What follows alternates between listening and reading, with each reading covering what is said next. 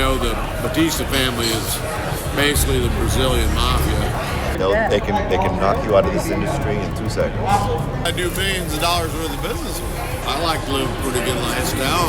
In case this damn Rolex ever breaks, I won't be able to Hey, there you go. Scott acknowledges he has to go along with this if he wants to keep his Rolex. It's all about money. Do I enjoy selling them to them? Not really. But I'm like anybody else. I gotta keep my head above. There's basically 4 companies and they pretty much control the market. And they are buying like all the companies in the United States. I know. So they don't have competition. Because they all pretty much bid the same anymore. Okay. The 4 majors. Yeah, does that affect your business? Well, yeah, there's no competition. You don't know how big they are, right? I don't want to get in trouble. This video is brought to you by Citizen Journalism Foundation. James O'Keefe here in CattleCon 2026, Nashville, Tennessee. The big 4 are all here. Cargill, National, Tyson, and JBS is a Brazilian company. In fact, right now, our undercover people are meeting with Cargill at their desk inside. Who's the best blockbuster this here territory meet at, Sue? Look it. I'm curly headed, ain't I?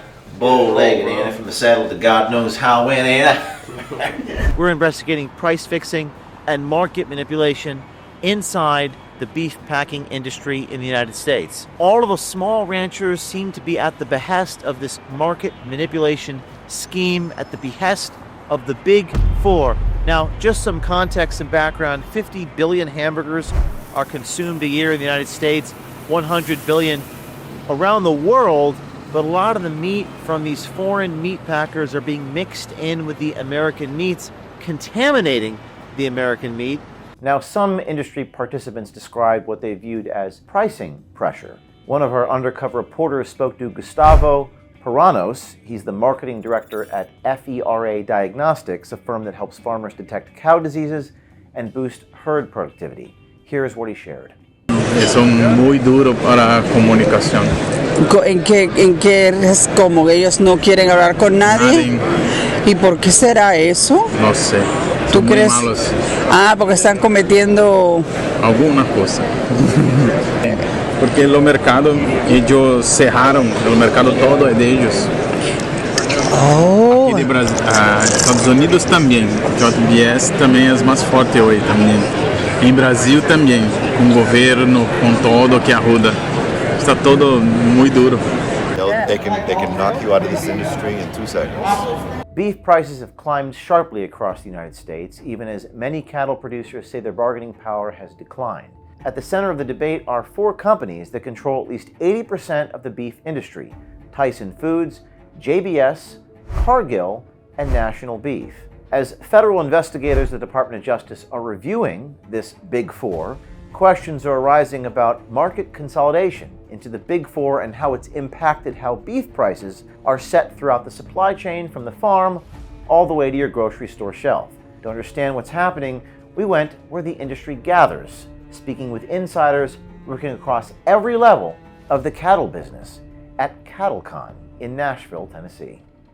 West Virginia, Mountain Love,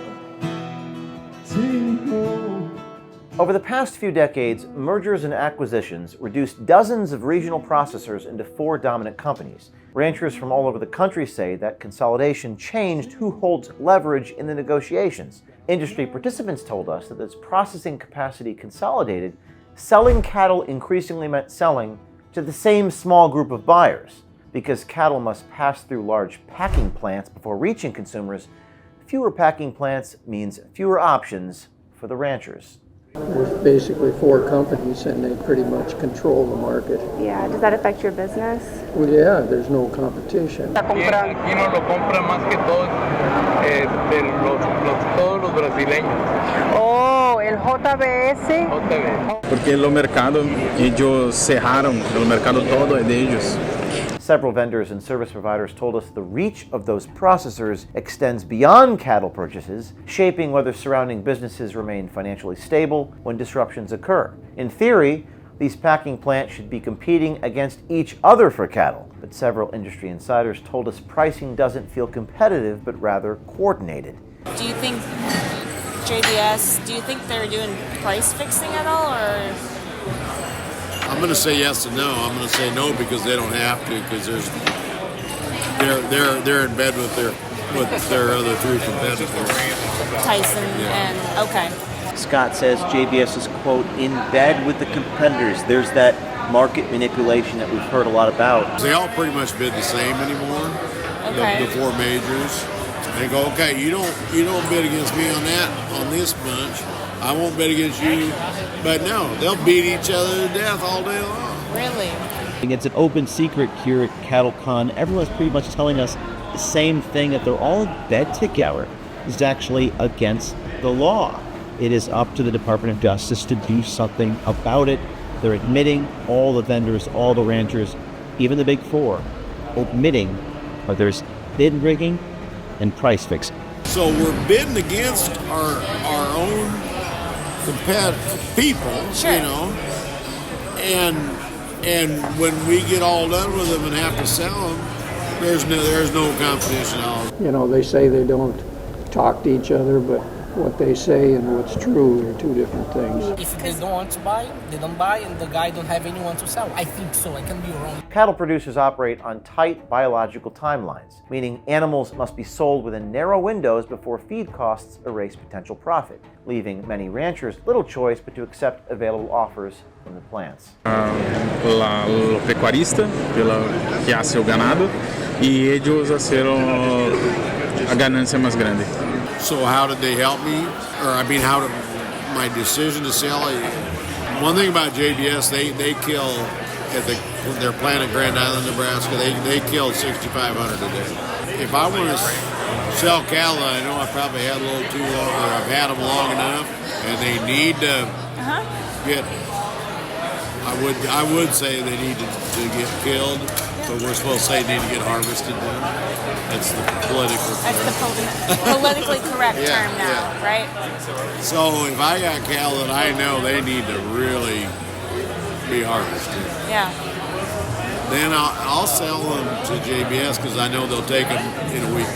Industry participants said cattle markets often respond quickly to public comments or policy discussions affecting beef supply. For example, on November 7th, Trump posted on Truth Social that, quote, while cattle prices have dropped substantially, the price of beef has gone up. Therefore, you know that something is, quote, fishy. We'll have to get to the bottom of it very quickly. And additionally, back in October 2025, President Trump shook the beef industry by making this comment while on Air Force One, and we saw at CattleCon in Nashville a lot of people taken by what President Trump has said. I assume you're talking about beef, to get beef prices down. The only price we have that's high is beef, and we'll get that down. And one of the things we're thinking about doing is beef from Argentina. They get the Trump tweets? Yeah, exactly. Did you see those? Oh man, that killed us for a little bit. Tell me what happened. So he basically said the beef's too fishy and he's going to bring in Argentinian beef to lower the price of beef.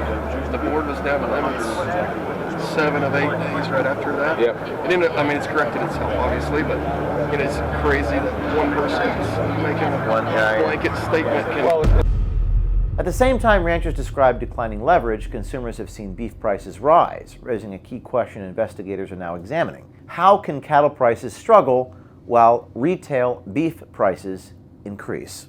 A lot of it has to do with like the packing plants and like kind of the monopoly with setting their prices. Kind of where they're doing that and stuff. So what is that? You know anything about that? It's the fact that the packers are kind of have kind of the stronghold in the ranchers where they're setting the price and they're doing that and stuff. And then some of the big boys kind of. Yes, the few big boys that are out there. Is that kind of like for real or like Oh yeah, no, it's a real thing. Yeah, it's a very real thing. Well, and then it also gets affected too by some of this export and imports thing that all affects the market too. So it is kind of from that big boy level all the way up to political level, gets affected down to these farmers on the ground. That's sometimes that you look at the input cost, but then you look at like what it cost at the grocery store, and it's like, okay, well, maybe that's actually not that high as what it should be. If you actually looked at what the input cost, the product actually should be probably way higher, but what the farmers are getting paid for isn't always as high. Several people you have seen in this video describe an industry influenced by a severe lack of competition, where only 4 companies control the entire industry, communicating with each other behind the scenes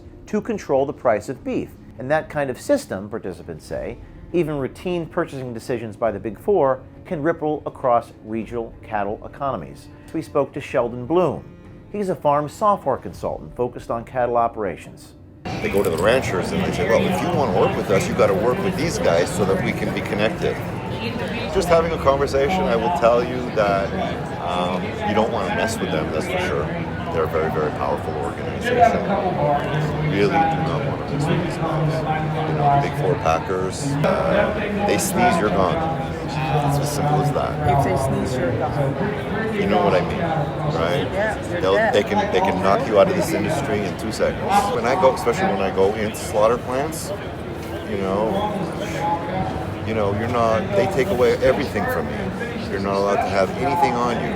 No telephones, no glasses, because now you have cameras in people's glasses. Yeah. They're very, very protective. You don't know how big they are, right? I don't want to get in trouble. For more than a decade, federal regulators, ranchers, and major buyers have questioned whether America's beef market truly and actually operates competitively. And at the center of this is JBS, the world's largest meat processor, a Brazilian company repeatedly accused of market manipulation.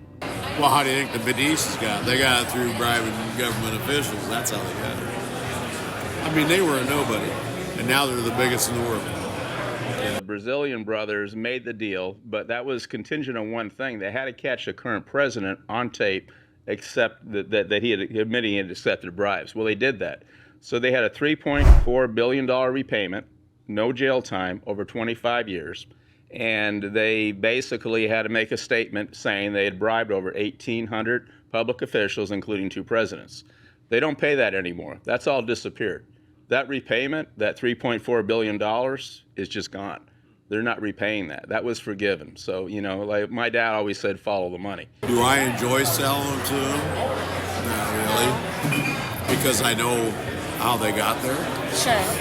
But I'm like anybody else. I gotta keep my head above water. I like to live a pretty good lifestyle. Well, sure. In case this damn Rolex ever breaks, I won't be able to Hey, there you go. I do millions of dollars worth of business with it. So it's true. Now, Scott has a farm called JDS, and he sells to the feedlot that in turn sells to JBS, the Brazilian company. And like most things in life, it's all about the money. Scott acknowledges he has to go along with this if he wants to keep his Rolex. He said he's got to keep his head above water. He's got to keep up with the Joneses. It's all about money, even if doing immoral things, working with a company like JBS. Don't take this the wrong way, but you know the Batista family is basically the Brazilian mafia. Other than that, yeah, they're great people. Yeah. So now these Brazilian people, these 2 Barista brothers that are mafiosos, they came over to the United States and they bought Swift and some of these really great companies we have here. So when you go to Publix and places like that and you're buying a nice pound of hamburger and you're feeling good driving your Prius home, what you don't realize is the Barista brothers not only are selling meat from Brazil, but they're the #1 company in the world for deforesting the rainforest. They're absolutely a criminal organization. And then they've also gone over to Australia and bought 2 of their largest packing companies.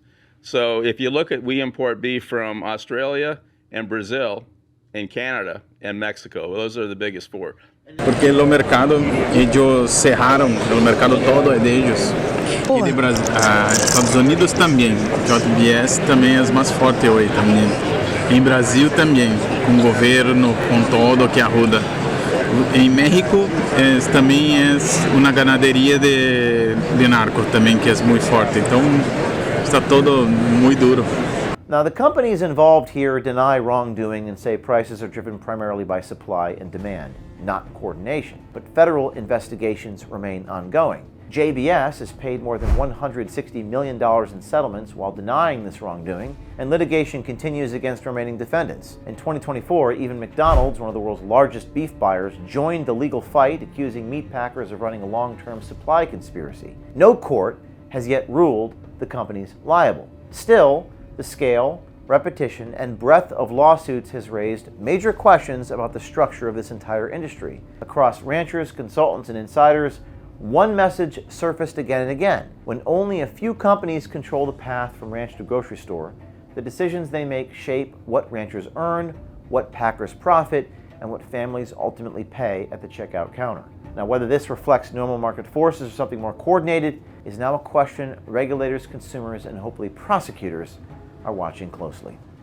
This is James O'Keefe. You know me for exposing the truth and holding the corrupt elite accountable. But today I want to talk to you about protecting your own freedom, your retirement. Now, gold is soaring above $4,200 an ounce right now and climbing towards $5,000. That's up over 45% this year alone, with silver closing in on $60 an ounce. Goldman Sachs, JP Morgan, and major banks are now forecasting gold between $5,000 and $6,000 within the next 6 to 12 months. And that's why I've partnered with American Independence Gold, a veteran-owned company where proceeds from every sale help support the Tunnel to Towers Foundation. And right now, my followers get a free gold bar with every purchase of $10,000 or more. Go to O'KeefeMediaGold.com, that's O'KeefeMediaGold.com, or call 833-324-4653. That's 833-324-GOLD. This is James O'Keefe, where freedom isn't given, it's secured. This is not financial advice. Consult a professional before making investment decisions.